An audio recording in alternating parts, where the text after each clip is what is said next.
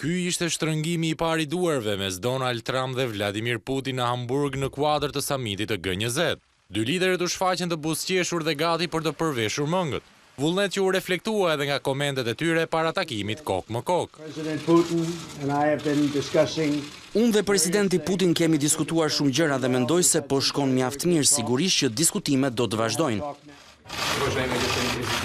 Ne kemi folur në telefon disa herë, por telefonatat nuk mjaftojnë kurrë. Për rezultatet pozitive na duhen takime të tilla personale.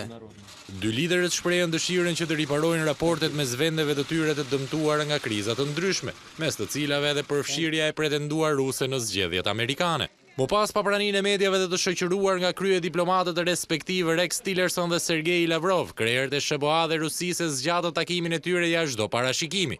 Më saktë për 2 orë e 16 minuta, mbase edhe për shkak të temave të shumta për të cilat duhej të flisnin.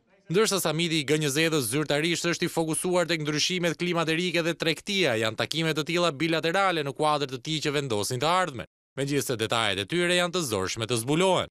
Jo më kot në hapje të samitit, organizatorja e tij, kancelaria gjermane Angela Merkel, tha se të gjithë pjesëmarrësit janë të ndërgjegjshëm për sfidat e mëdha globale dhe kohën e shkurtër në dispozicion. Pritshmëritë për samitin janë të ulta, pasi qëndrimet e vendeve janë të qarta, sidomos në çështjet kryesore si klima apo tregtia. Por gjithsesi Merkel nguli këmbë se ajo do të punojë për të gjetur kompromise.